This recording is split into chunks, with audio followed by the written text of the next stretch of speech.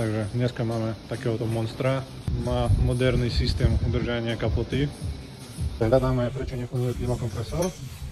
Ako vidíme, konektor klimakompresora je momentálne odpojený.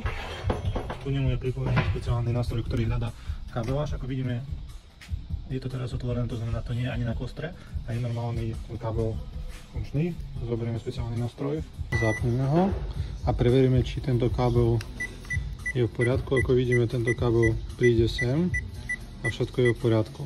Ale v prípade, ak tento veľký konektor zacvakneme na miesto, bum, sa zacvakol tento konektor, ale vidíme hneď, že nám ukazuje nakrátko zakrátené na kostru.